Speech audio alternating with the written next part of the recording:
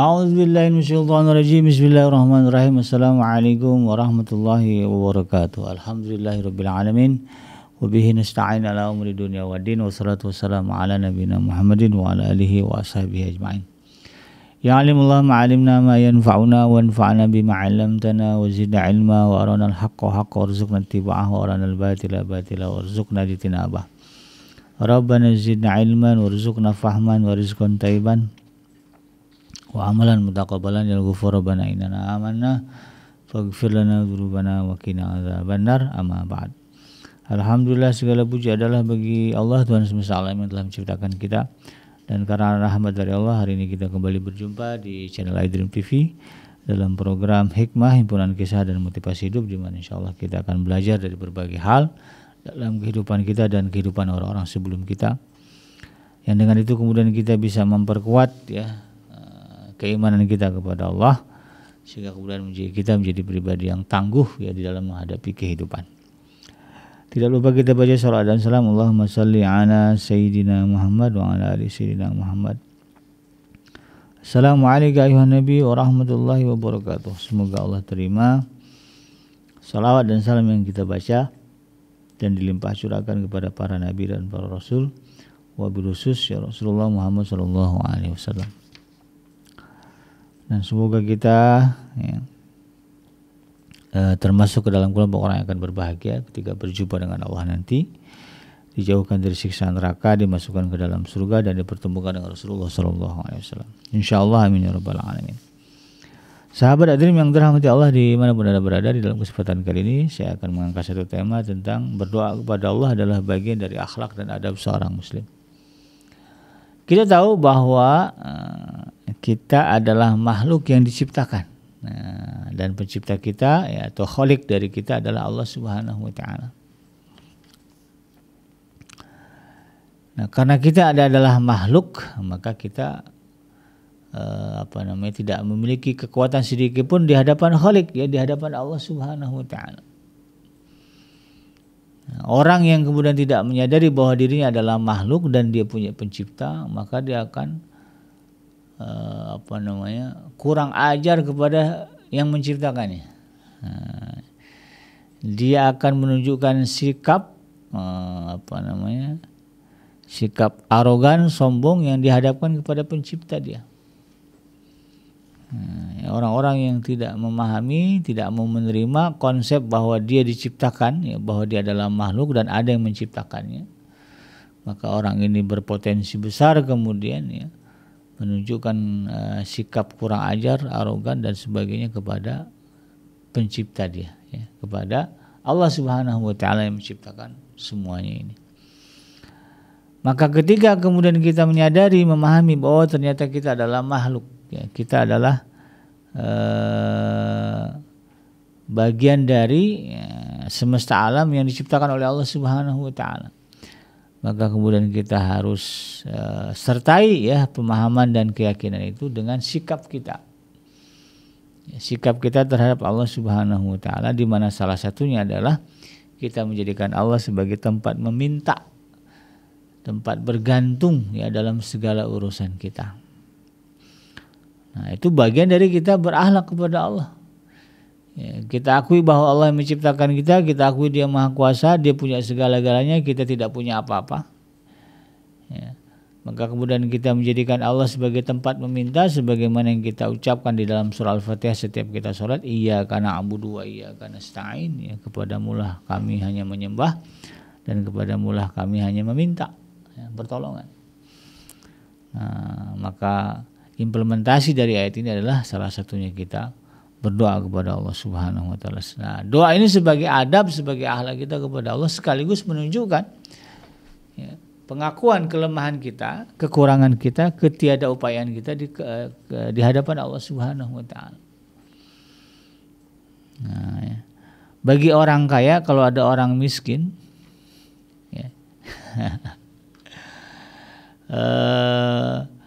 nggak suka minta ke dia, itu dianggap sombong gitu.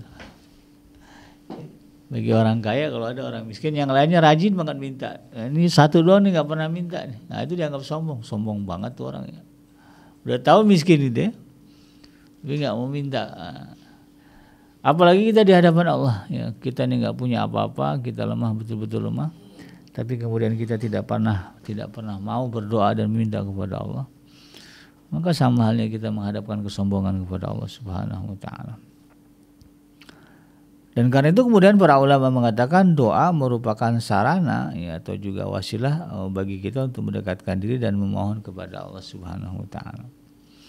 Bahkan di dalam satu hadis, ya, doa ini disebut sebagai senjata, ya. Silatul mu'minin, ya, sebagai senjatanya orang-orang yang beriman.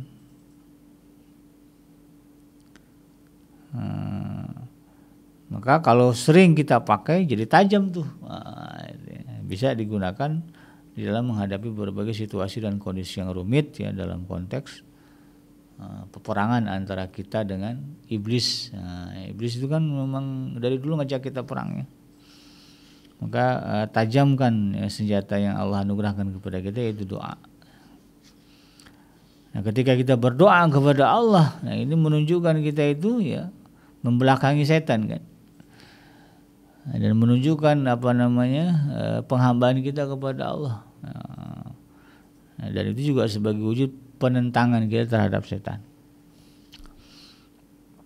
Dan berdoa ini adalah perintah dari Allah Subhanahu wa taala, dan ditujukan di dalam sejarah bagaimana para rasul, ya, itu berdoa kepada Allah. Dari mulai Nabi Adam, ya, sampai kepada Nabi Muhammad, semuanya, ya, mengajarkan doa-doa, ya, baik di dalam Al-Qur'an, ya, atau juga di dalam banyak hadis. Di dalam Al-Qur'an, ya, ada doanya Nabi Adam, ya, doanya Nabi Nuh. Doa-doa Nabi itu semua Allah rekodkan di dalam Al-Quran, yang 25 orang itu, kan. Bahkan Rasulullah SAW, ya, selain di dalam Al-Quran, ya, doa-doa beliau itu, ya, ada juga kemudian dicatatkan di dalam hadis-hadisnya, ya, hadis-hadis yang diriwayatkan oleh para ulama. Ya, berdoa ini adalah perintah Allah, ya, dan dicontohkan oleh para nabi dan para rasul bahwa memang ini adalah bagian dari perintah Allah. Mereka berdoa kepada Allah, nah, sebagaimana yang Allah sebutkan di dalam surah Al-Baqarah yang ke-186.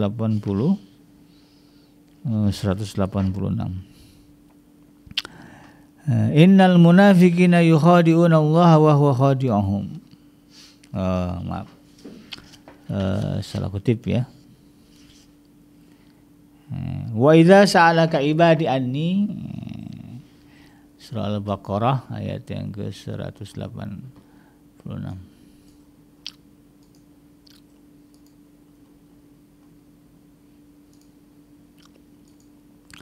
Wa idza sa'alaka ibadi anni fa inni qarib ujibu da'wata da'i idza da'ani falyastajibu li wal yu'minu bi la'allahum yarshudun.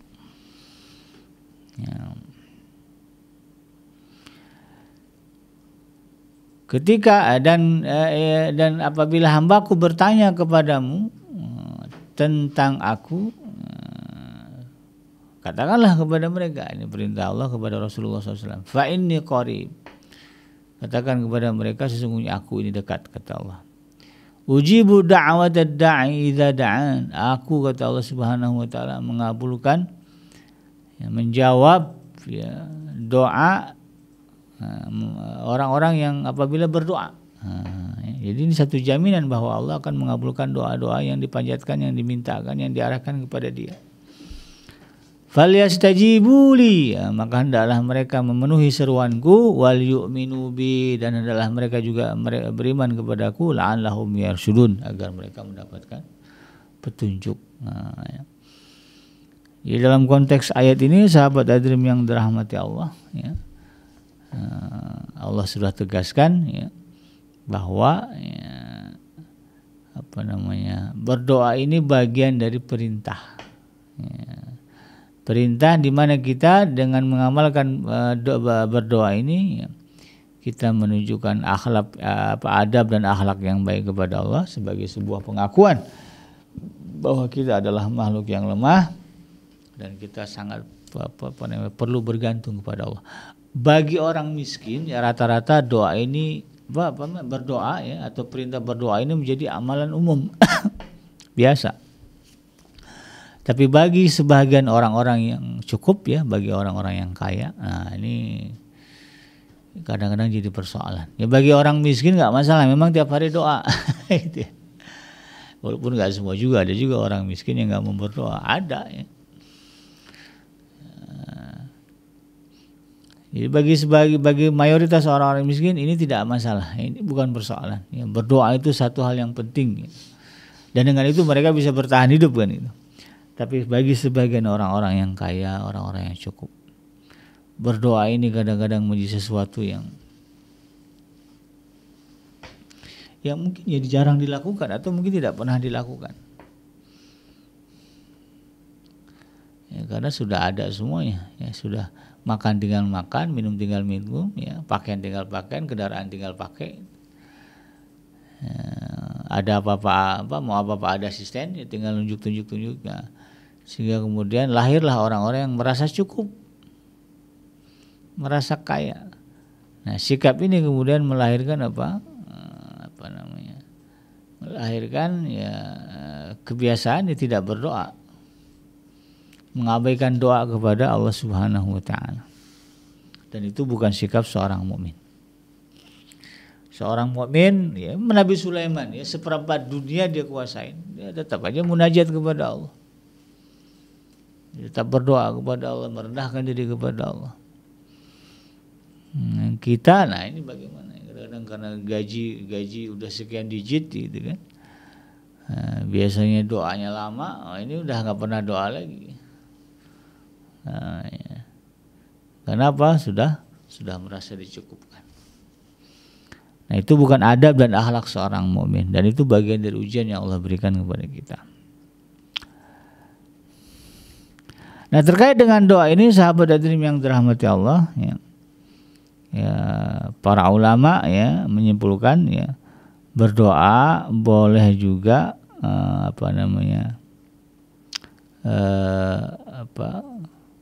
para ulama membolehkan wasilah ya, perantara ya di dalam doa.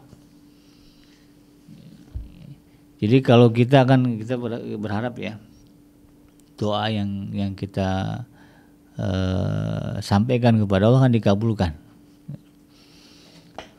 Nah, dalam hal ini para ulama mengatakan ya, harapan itu bisa kita lakukan dengan mengadakan perantara antara kita dengan Allah. Nah, dalam hal ini ada 3 hal yang dibolehkan. Yang pertama, menggunakan nama Allah sebagai wasilah, ya, bertawasul dengan asma Allah, ya, atau Asmaul Husna. Ya. Ya, tawasulnya, ya, perantara doa kita ini adalah Asmaul Husna, ya, sebagaimana disebutkan di dalam surah Al-Mu'min, surah yang ke-40 ya, ayat yang ke-60. Ya, juga disebutkan di dalam surah Al-A'raf, surah yang ke-7, ayat yang ke-180. Juga disebutkan di dalam surah Ali Imran, surah yang ke-3 ayat yang ke-38 dan ayat yang ke-8. Bahwa Allah Subhanahu wa taala memiliki nama-nama yang cantik, ya, nama-nama yang indah. Disebutnya sebagai Asmaul Husna, nama-nama yang baik. Fad'uhu biha, kata Allah. Maka gunakan itu sebagai wasilah kita berdoa. Nah, maka saya ya dalam hal ini sering ya mencontohkan, dan memang menjadi amalan saya ketika berdoa itu, setiap jenis-jenis doa kita sertakan kalimat Asmaul Husna. Saya sertakan.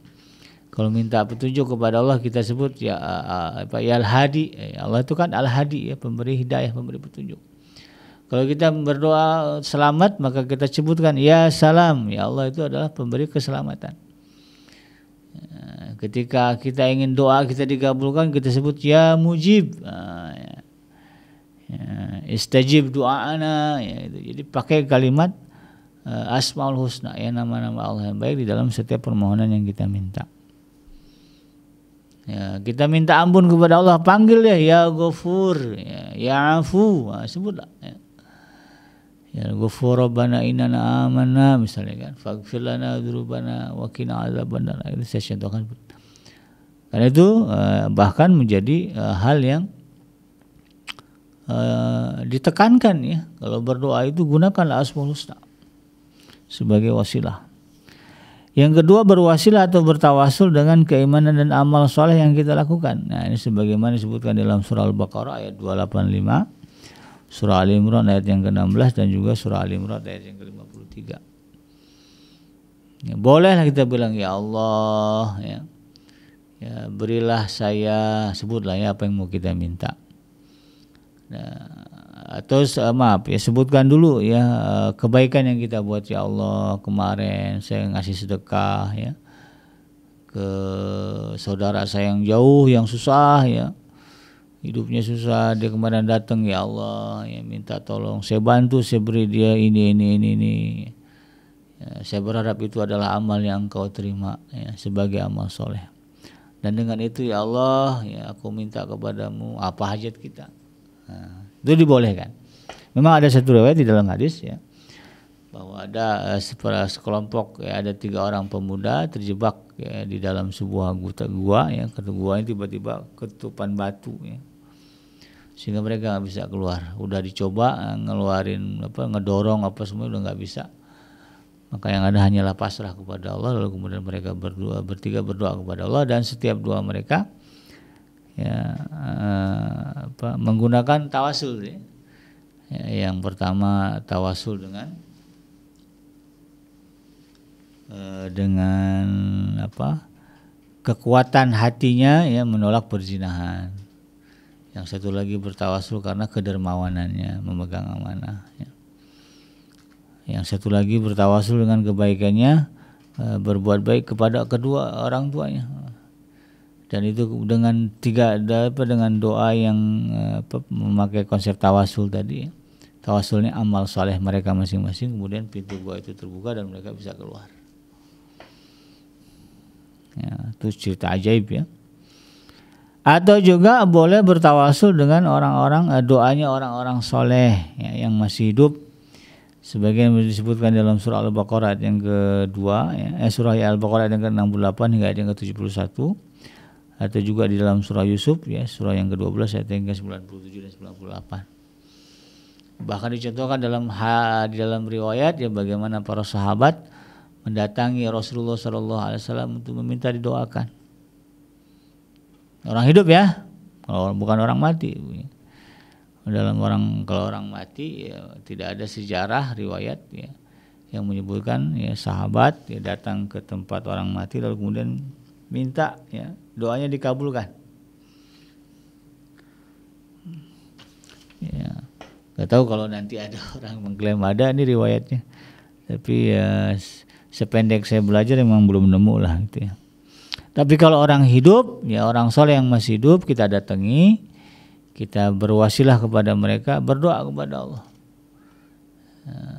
Dengan orang minta ya Abah ya, Kiai ya, Habib, Ustaz doain saya dong, saya ini nggak ada perlu gini-gini, minta didoakan, boleh. Siapa tahu kesalehan dia ya, yang memang kalau berdoa ya nggak ada hijab gitu kan, mustajab ya, dikabulkan Allah ya, bagus ya. Ya, para sahabat ya kalau ada perlu apa-apa minta kepada Rasulullah didoakan. Bahkan ya Sayyidina Umar Ibn Khattab dan Sayyidina Ali lah kalau nggak salah ya, pernah sengaja menunggu kedatangan ya, seorang lelaki dari Yaman ya, yang karena kesolehannya ya mengurus orang tua ibunya. Lalu kemudian ya, ketika ketemu lalu kemudian minta didoakan. Nah, didoakan agar Allah mengampuni segala dosa-dosanya. Karena itu diamanahkan diwasiatkan kalau kamu nanti ketemu sama dia mintalah berdoalah kepada Allah, mintalah didoakan. Ya. Wais al-Qarni ya nama orang itu. Kemudian Sayyidina Abu Bakar ketemu ya saya lupa ya antara kalau nggak salah Sayyidina Abu Bakar dan Sayyidina Umar. Ya, ada yang mengatakan Sayyidina Ali juga ikut. Sayyidina Abu Bakar, Sayyidina Umar berdoa dan minta didoakan, dan akhirnya memang ketemu. Dan kata Wais al-Qarni dalam saya baca di kitab Rijalun Haula Rasul ya, disebutkan di situ Uwais Al-Qarni mau berdoa tapi dengan syarat jangan ceritakan kepada orang apa yang dikatakan Rasulullah kepada diri dia, tentang diri dia. Artinya jangan sampai orang tahu itu kan, bahwa saya ini mendoakan kalian juga itu. Jangan sampai ketahuan lah kalau dia ini orang soleh, orang wali lah gitu ya. Ya kalau dulu ya wali itu menutup diri gitu. Kalau sekarang banyak ngaku-ngaku wali ya.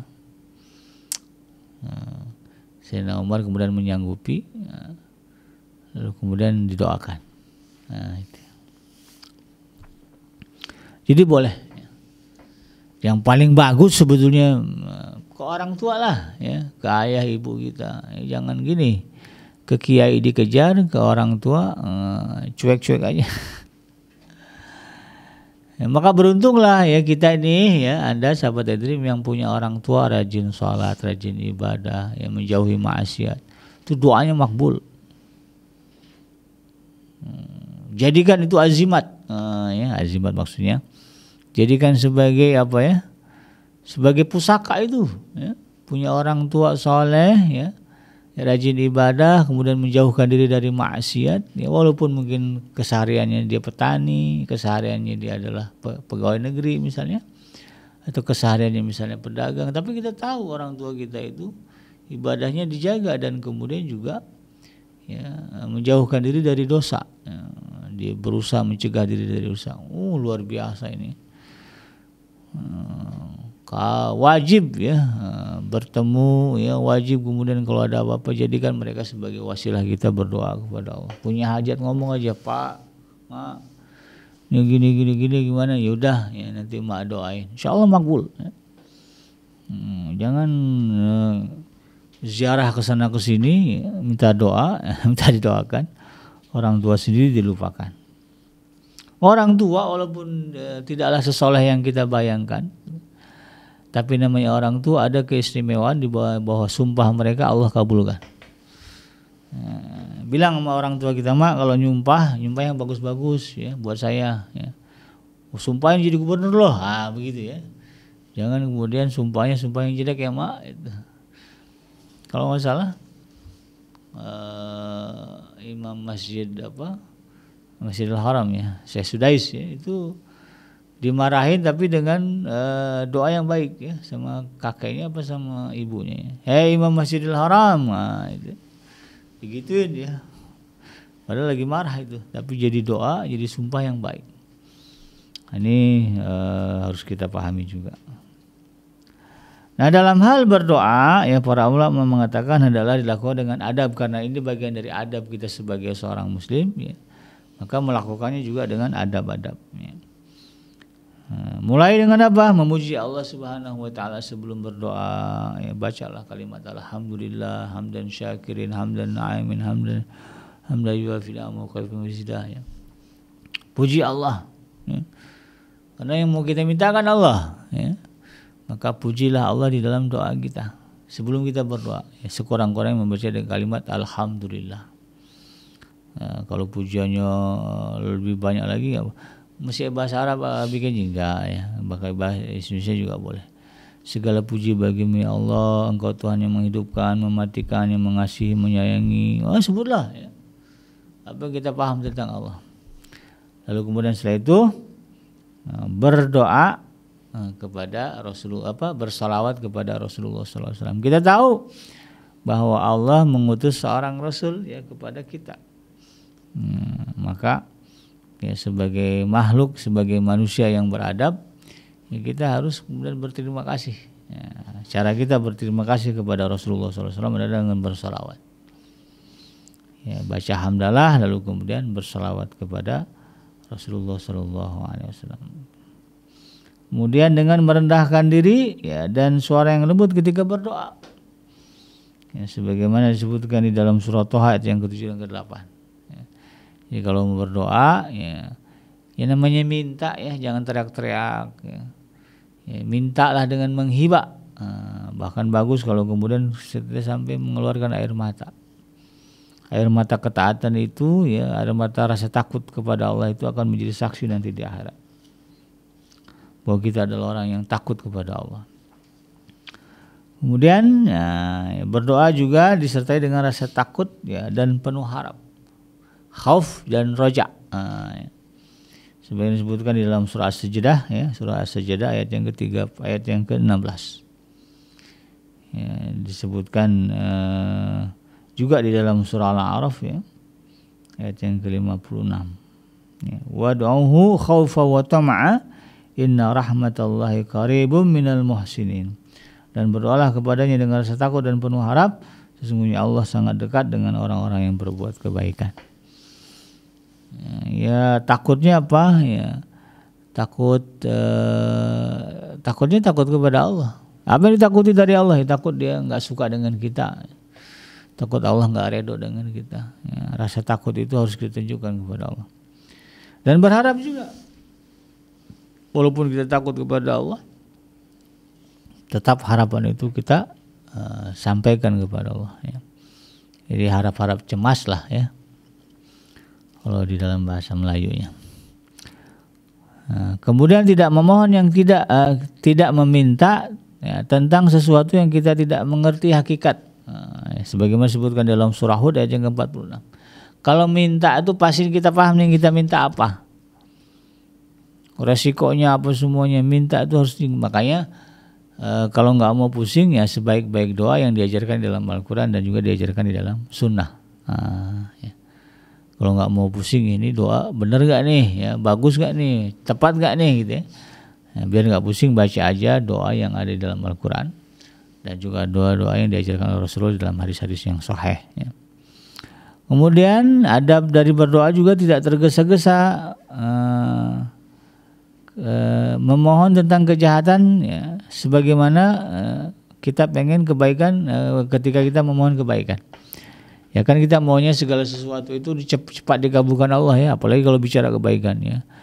Ya Allah kabulkanlah dengan segera gitu kan, maunya kita gitu. Nah dalam konteks ini ya, ketika kita misalnya marah dengan orang ya, atau gak suka dengan orang ya, jangan kemudian tergesa-gesa memohon keburukan. Ya Allah hancurkanlah dia, jangan tergesa-gesa. Siapa tahu ya, orang yang kita doain ternyata dapat hidayah dan justru menjadi sahabat karib kita, menjadi penolong kita ya, dalam urusan beribadah kepada Allah. Nah, maka para ulama mengatakan jangan tergesa-gesa meminta kejahatan sebagaimana kita meminta kebaikan kepada Allah. Semuanya akan indah pada waktunya kalau berbicara ya, kapan doa dikabulkan. Allah Maha tahu, kita tidak tahu. Dan kemudian ketika doa selesai, akhiri doa itu juga dengan pujian kepada Allah sebagaimana disebutkan dalam surah Yunus ayat yang ke-10. Ya, wa akhiru da'wahum fiha salam. Akhir dakwah dari mereka adalah salam. Alhamdulillahirabbil alamin. Dan segala pujian adalah bagi Allah Subhanahu wa taala. Jadi tutup ya, doa kita terakhir dengan kalimat walhamdulillahirabbil alamin. Ya. Itu bagian dari adab kita ya kepada Allah Subhanahu wa taala ya, yaitu dengan berdoa ya, kepada Allah. Mudah-mudahan bermanfaat. Yang benar datang dari Allah Subhanahu wa taala, yang salah semata-mata lahir dari kealfaan dan kegelapan saya pribadi. Saya bikin pamit undur. Hasbiyallahu la ilaha illa huwa alaihi tawakkaltu wa huwa rabbul arsyil azim. Subhanaka Allahumma rabbana wa bihamdika asyhadu an la ilaha illa anta astaghfiruka wa atubu ilaik. Walhamdulillahirabbil alamin. Assalamualaikum warahmatullahi wabarakatuh.